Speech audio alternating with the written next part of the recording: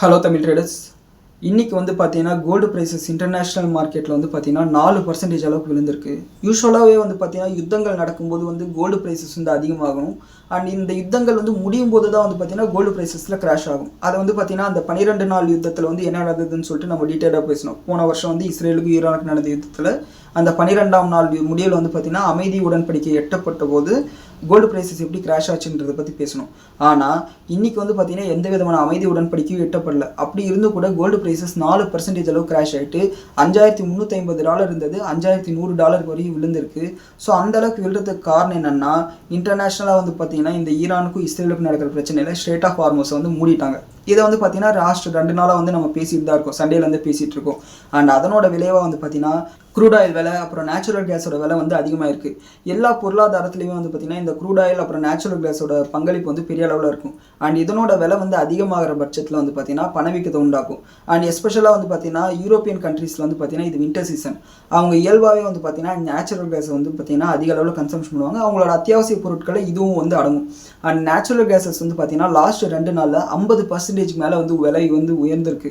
So இந்த பிரச்சனை இதே மாதிரி அதிகமாகிட்டே போனால் இன்னும் வந்து நேச்சுரல் கேஸ் ப்ரைஸஸ் வந்து 200% வரை அதிகமாகிறதுக்கு வாய்ப்பு இருக்குது. இப்போ இருக்கிற பொசிஷன் வந்து 200 மடங்கு வந்து அதிகமாகிறதுக்கு வாய்ப்பு இருக்குன்னு சொல்லியிருக்காங்க.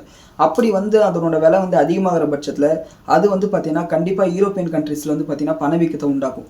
பணவீக்கம் அதிகமாகும் போது பார்த்திங்கன்னா சென்ட்ரல் பேங்க்ஸ் வந்து பார்த்திங்கன்னா வட்டி விகிதத்தை வந்து அதிகப்படுத்துவாங்க. வட்டி விகிதத்தை அதிகப்படுத்தினாங்கன்னா அது வந்து பார்த்திங்கன்னா கோல்டு ப்ரைஸஸ்க்கு, ஷேர் மார்க்கெட்டு எல்லாத்துக்குமே வந்து பார்த்திங்கன்னா நெகட்டிவான விஷயம். ஈவன் பிஸ்னஸஸ் கூட பார்த்திங்கன்னா நெகட்டிவான விஷயம். அண்ட் அந்த பயத்தில் வந்து பார்த்திங்கன்னா ஈரான் இஸ்ரேல் டென்ஷன் ஒரு பக்கம் இருந்தால் இந்த இன்ட்ரெஸ்ட் ரேட் எங்கே அதிகமாகிடும்ன்ற பயத்தில் இன்னமும் மார்க்கெட் வந்து நெகட்டிவாக ரியாக்ட் பண்ணியிருக்கு. கோல்டு ப்ரைஸஸ் வந்து பார்த்திங்கன்னா நெகட்டிவாக ரியாக்ட் பண்ணியிருக்கு. சில ரிப்போர்ட்ஸ் வந்து என்ன சொல்கிறாங்கன்னா, யூரோப்பியன் சென்ட்ரல் பேங்க்கும் பேங்க் ஆஃப் இங்கிலாண்டும் இந்த வருஷம் முடியறதுக்குள்ளார, அதாவது இந்த 2026 முடியறதுக்குள்ளார 25 பேசிஸ் பாயிண்ட்ஸ் அளவுக்கு அவங்களோட இன்ட்ரெஸ்ட் ரேட் வந்து அதிகப்படுத்துறதுக்கு வாய்ப்பு இருக்குன்னு சொல்லியிருக்காங்க. அண்ட் இந்த தகவல் வந்ததுலேருந்தே பார்த்தீங்கன்னா கோல்டு ப்ரைஸஸ் வந்து விழுந்துட்டு இருக்கு. அண்ட் இன்னைக்கு நம்மளோட மார்க்கெட் வந்து லீவ். ஒருவேளை இன்னைக்கு நம்மளோட மார்க்கெட் ஓப்பனாக இருந்திருந்தால் கிட்டத்தட்ட நம்மளோட நிஃப்டி வந்து பார்த்தீங்கன்னா 600 700 பாயிண்ட் அளவுக்கு விழுந்திருக்கும். அதாவது 2-3% அளவுக்கு விழுந்திருக்கும். நான் வந்து சும்மா இது வந்து பார்த்தீங்கன்னா கிஃப்ட் நிஃப்டியை பார்த்துட்டு சொல்லலை. இன்டர்நேஷனலாக வந்து பார்த்தீங்கன்னா மற்ற இண்டிசஸும் பார்த்தீங்கன்னா இந்த அளவுக்கு ஒரு சிவியர் செல் ஆஃப்ல வந்திருக்கு. உதாரணத்துக்கு காலையில் கொரியாவோட இண்டெக்ஸ், காஸ்பி இண்டெக்ஸ் எடுத்துக்கிட்டோம்னா கிட்டத்தட்ட 10% அளவுக்கு விழுந்திருக்கு. அண்ட் எண்ட் ஆஃப் த டேல வந்து பார்த்தீங்கன்னா 7.5% நெகட்டிவாக முடிஞ்சிருக்கு.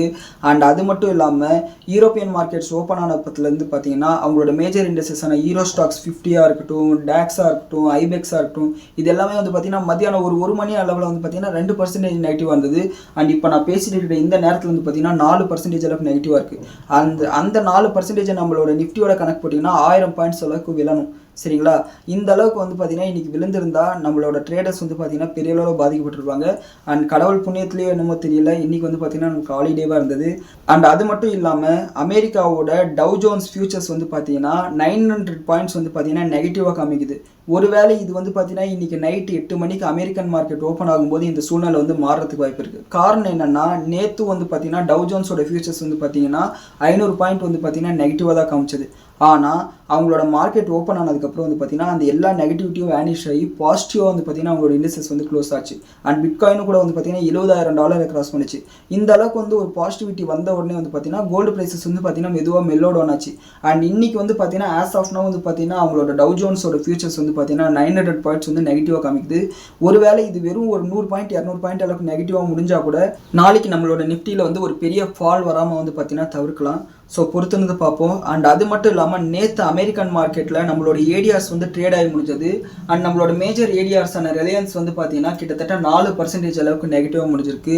அண்ட் மற்ற ஏடிஆர்ஸான விப்ரோவாக இருக்கட்டும், இன்ஃபோசிஸாக இருக்கட்டும் கிட்டத்தட்ட வந்து பார்த்தீங்கன்னா 1/2% அளவுக்கு நெகட்டிவாக முடிஞ்சிருக்கு. Even HDFC bank, ICICI bank வந்து பார்த்தீங்கன்னா 1/4% அளவுக்கு நெகட்டிவாக முடிஞ்சிருக்கு. அண்ட் ரிலையன்ஸோட ஏடிஆர் வந்து இந்த அளவுக்கு விழுறதுக்கு காரணம் வந்து பார்த்தீங்கன்னா அகைன் க்ரூட் ஆயில் ப்ரைஸஸ் வந்து அதிகமாக இருந்தால் நம்ம வந்து இந்த ஸ்ட்ரெயிட் ஆஃப் ஹார்மஸ் வந்து பார்த்தீங்கன்னா பிரச்சனை நடக்கிறது காரணமாக க்ரூட் ஆயில் மட்டும் வந்து பாதிக்கப்படுவோம்னு சொல்லிட்டு நம்ம நினைக்கிறோம். ஆனால் நம்மளுக்கு இன்டர்நெட் கிடைக்கிறதுக்கான டேட்டா கேபிள்ஸ் வந்து பார்த்தீங்கன்னா இந்த உலகம் ஃபுல்லாக வந்து சுற்றி புதைக்கப்பட்டிருக்கு கடல்களில். அப்படி வந்து சில கேபிள்ஸ் வந்து பார்த்தீங்கன்னா ஸ்ட்ரெயிட் ஆஃப் ஹார்மஸில் வந்து பதிச்சிருக்காங்க. அண்ட் இந்த ஈரான் வந்து பார்த்தீங்கன்னா இப்போ வந்து அந்த ஹைப்பர்சோனிக் மிசைலை வந்து லான்ச் பண்ணியிருக்காங்க இல்லைங்களா? அண்ட் அதை யூஸ் பண்ணி வந்து பார்த்தீங்கன்னா இந்த டேட்டா கேபிள்ஸ் ஏதாவது டேமேஜ் பண்ணிட்டாங்கன்னா நம்மளோட இன்டர்நெட் சேவை கூட பாதிக்கப்படுறதுக்கு வாய்ப்பு இருக்குது. ஸோ இது வந்து பார்த்தீங்கன்னா யாருக்குமே நல்லது கிடையாது. எவ்வளோ சீக்கிரமாக இந்த பிரச்சனை முடியுமோ அவ்வளோ சீக்கிரம் எல்லாருக்கும் நல்லது. ஸோ ஆஸ் ஆஃப் நவ் வந்து பார்த்தீங்கன்னா உலக நாடுகள் வந்து பார்த்தீங்கன்னா இந்த பிரச்சனை பிரச்சனையை முடிங்கன்னு தான் சொல்லிட்டு இருக்காங்க. அண்ட் ரஷ்ய அதிபரும் கூட வந்து பார்த்தீங்கன்னா சீக்கிரம் வந்து பார்த்தீங்கன்னா இந்த பிரச்சனையை வந்து சுமூகமாக பேசி முடிங்கன்னு தான் சொல்லிட்டு இருக்காங்க. அண்ட் பொறுத்திருந்து பார்ப்போம். அண்ட் அது மட்டும் இல்லாமல் நேற்று நம்மளோட மார்க்கெட் முடிஞ்சதுக்கப்புறம் சில அப்டேட்ஸ் வந்தது. அண்ட் அதை பற்றி வந்து பார்த்தீங்கன்னா பார்த்துருவோம். நேற்று நம்மளோட மார்க்கெட் முடிஞ்சதுக்கப்புறம் நம்மளோட நியூஸ் வீடியோவில் ரெடி பண்ணதுக்கப்புறம் ஈரான் சைட்லேருந்து பார்த்தீங்கன்னா ஒரு அப்டேட் வருது. அதாவது இஸ்ரேல் பிரைம் மினிஸ்டர் ஆஃபீஸ் மேலே வந்து நாங்கள் அட்டாக் பண்ணியிருக்கோம். இதில் வந்து பார்த்தீங்கன்னா நெதன்யாகு வந்து கொல்லப்பட்டிருக்கிறதுக்கு வாய்ப்பு இருக்குன்னு சொல்லிட்டு ஒரு அப்டேட் வருது. அண்ட் இது வந்து பார்த்தீங்கன்னா மார்க்கெட்டில் அகைன் ஒரு பேனிக்கை கிரியேட் பண்ணுது. ஆனால் ஒரு 2 மணி நேரத்துக்குள்ளாரே வந்து பார்த்தீங்கன்னா நெதன்யாகு அவர்கள் வந்து பார்த்தீங்கன்னா இன்டர்வியூ கொடுக்குறாரு. ஸோ அவருக்கு வந்து எந்த பிரச்சனை இல்லைன்னு தெரிய வருது. இது வந்து பார்த்தீங்கன்னா மார்க்கெட் வந்து பார்த்தீங்கன்னா காம் ஆகுது. அண்ட் அது மட்டும் இல்லாமல் அகைன் ரஷ்யா அண்ட் சைனா வந்து பார்த்தீங்கன்னா இஸ்ரேல் அண்ட் யூஎஸ்ஏக்கு எதிராக வந்து பார்த்தீங்கன்னா நீங்கள் வந்து ஈரானோட இறையாண்மைக்குள்ளே தலையிடுறீங்க, இது சரி கிடையாதுன்னு சொல்லியிருக்காங்க. அண்ட் இந்த டென்ஷனை வந்து பார்த்தீங்கன்னா தனிங்க, இது வந்து தேவையில்லாமல் வந்து பார்த்தீங்கன்னா எல்லாருக்கும் பிரச்சனையும் உண்டாகுதுன்னு சொல்லியிருக்காங்க. அண்ட் ரஷ்யா வந்து பார்த்தீங்கன்னா இந்த மிடில் ஈஸ்ட் பிரச்சனை காரணமாக வந்து பார்த்தீங்கன்னா உக்ரைனுக்கும் எங்களுக்கும் நடுவில் இந்த பீஸ் டாக்ஸ் வந்து பார்த்தீங்கன்னா இப்போதைக்கு நடத்த முடியாது. காரணம் என்னன்னா வந்து பார்த்தீங்கன்னா யூஎஸ்ஏ வந்து அந்த பிரச்சனையில் பிஸியாக இருக்கிறதுனால இப்போதைக்கு இந்த பேச்சுவார்த்தை வந்து நடத்த வேணா, நாங்கள் வந்து இதை தள்ளி வைக்கணும்னு சொல்லியிருக்காங்க. அண்ட் அது மட்டும் இல்லாமல் நேற்று நைட்டு வந்து பார்த்தீங்கன்னா ஈரானோட ரெவல்யூஷனரி கார்ட்ஸ் வந்து பார்த்தீங்கன்னா ஒரு வீடியோவை ரிலீஸ் பண்ணுறாங்க. அதாவது அவங்களோட ட்ரோன்ஸ் ஸ்டோர் பண்ணி வைக்கக்கூடிய ஒரு வேர்ஹவுஸோட வீடியோ வந்து அவங்க ரிலீஸ் பண்ணுறாங்க. அது பார்க்கும்போதே வந்து பார்த்தீங்கன்னா நம்மளுக்கு பயத்தை உண்டாக்குது. அண்ட் அது மட்டும் இல்லாமல் இன்னைக்கு வந்து பார்த்தீங்கன்னா அவங்களோட ஹைப்பர்சோனிக் மிசைலான ஃபெட்டாட்டோ வந்து பார்த்தீங்கன்னா அவங்க வந்து டெஸ்ட் பண்ணியிருக்காங்க. ஸோ இதுவும் வந்து பார்த்தீங்கன்னா வார் டென்ஷன் வந்து இன்னும் எஸ்கலேட் பண்ணுது. அண்ட் சைனா வந்து பார்த்தீங்கன்னா எல்லா கப்பல்களுக்கும் ஆயில் ஷிப்ஸுக்கும் சரி எல்லா ட்ரேட் கப்பல்ஸுக்கும் சரி என்ன ஒரு வார்னிங் கொடுத்துருக்காங்க, நீங்கள் ஸ்டேட் ஆஃப் ஹார்மஸ் கிட்ட போனீங்கன்னா கண்டிப்பாக நீங்கள் வந்து தாக்குதலை சந்திக்க வேண்டியது இருக்கும். ஸோ அந்த பக்கம் போகாதீங்கன்னு சொல்லியிருக்காங்க. அண்ட் ஈரானும் கூட வந்து பார்த்தீங்கன்னா ஓப்பனாகவே வந்து டிக்ளேர் பண்ணிட்டாங்க, நீங்கள் யாராவது இந்த ஸ்டேட் ஆஃப் ஹார்மஸ் பக்கம் வந்தீங்கன்னா கண்டிப்பாக நாங்கள் தாக்குவோம்னு சொல்லியிருக்காங்க. இது எதுவுமே வந்து பார்த்தீங்கன்னா நல்லதுக்கு இல்லை. அண்ட் நம்ம இந்தியா வந்து இந்த க்ரூட் ஆயில் விவகாரமாக சில ஸ்டேட்மெண்ட் கொடுத்துருக்காங்க. அதாவது நம்ம கிட்ட அடுத்த 4 வாரங்களுக்கு தேவையான க்ரூட் ஆயில் வந்து பார்த்தீங்கன்னா நம்ம கையிருப்பு இருக்குன்னு சொல்லியிருக்காங்க. அண்ட் இது வந்து பார்த்தீங்கன்னா அடுத்த 4 வாரத்துக்கு நம்ம சமாளிச்சிடலாம். ஆனால் 4 வாரத்தை தாண்டி இந்த பிரச்சனை போயிட்டு இருந்துச்சுன்னா கண்டிப்பாக வந்து இந்தியாவுக்கு வந்து அது வந்து பெரிய தலைவலியாக தான் இருக்கும். இந்தியாவுக்குன்னு இல்லை, ஒட்டுமொத்த உலகத்துக்குமே வந்து பார்த்தீங்கன்னா அது தலைவலியாக தான் இருக்கும். ஸோ என்னோட கணிப்பு என்னன்னா இந்த அளவுக்கு பிரச்சனை பெருசாக குளோபல் லீடர்ஸ் வந்து விட மாட்டாங்க. எப்படியாவது இறுக்கி பிடிச்சி பேசி இந்த பிரச்சனையை முடிச்சிடுவாங்கன்னு சொல்லிட்டு தான் நம்ம எதிர்பார்க்குறோம். அண்ட் அது மட்டும் இல்லாமல் ட்ரம்ப் சில ஸ்டேட்மெண்ட் கொடுத்துருக்காங்க இந்த வார் ரிலேட்டடாக. நாங்கள் ஈரானோட ஒட்டுமொத்த நேவல் டிஃபென்ஸையும் வந்து பார்த்தீங்கன்னா நியூட்ரலைஸ் பண்ணிட்டோம், மொத்தமாக டிஸ்ட்ராய் பண்ணிட்டோம்னு சொல்லியிருக்காரு.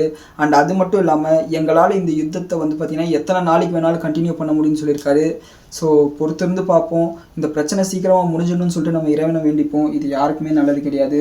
ஸோ நாளைக்கு வந்து பார்த்தீங்கன்னா நம்மளோட மார்க்கெட் வந்து எப்படி ஓப்பன் ஆகும்னு தெரியல. அண்ட் கோல்டு ப்ரைஸஸ் வந்து பார்த்தீங்கன்னா இப்போ ரெக்கவர் ஆகிட்டு இருக்கு. ஒரு $100 அளவுக்கு வந்து பார்த்தீங்கன்னா $5100 $5200 ரெக்கவர் ஆகிருக்கு. ஸோ பொறுத்திருந்து பார்ப்போம். மார்க்கெட் வந்து பார்த்தீங்கன்னா பாசிட்டிவாக மாறும்னா ஒன்ஸ் இந்த பிரச்சனை முடிஞ்சால் தான் மாறும். இந்த பிரச்சனை முடிகிற வரையும் வந்து பார்த்தீங்கன்னா மார்க்கெட் வந்து பாசிட்டிவாக மாறுறதுக்கு வாய்ப்பே கிடையாது. இன்னும் வந்து பார்த்தீங்கன்னா மார்க்கெட் எவ்வளோ விலை போகுதுன்றதும் நமக்கு தெரியல. ஒன்ஸ் யூஎஸ் மார்க்கெட் ஓப்பன் ஆனதுக்கப்புறம் அதனோட அனலைசிஸ் பண்ணிட்டு நான் நாளைக்கு காலையிலோ இல்லை இன்னைக்கு நைட்டோ வந்து பார்த்தீங்கன்னா அடுத்த வீடியோ வந்து நான் போஸ்ட் பண்ணுறேன். ஸோ அந்த வீடியோவை வந்து நீங்கள் தவறாமல் பார்க்கணுன்னா இந்த வீடியோக்கு ஒரு லைக் பண்ணிக்கோங்க, நம்ம சேனலை ஃபாலோ பண்ணிக்கோங்க, கண்டிப்பாக உங்களுக்கு நோட்டிஃபிகேஷன் வரும். ஸோ இந்த வீடியோவில் உள்ள தகவலுக்கு வந்து உங்களுக்கு யூஸ்ஃபுல்லாக இருக்கும்னு சொல்லிட்டு நான் நம்புகிறேன். நன்றி, வணக்கம்.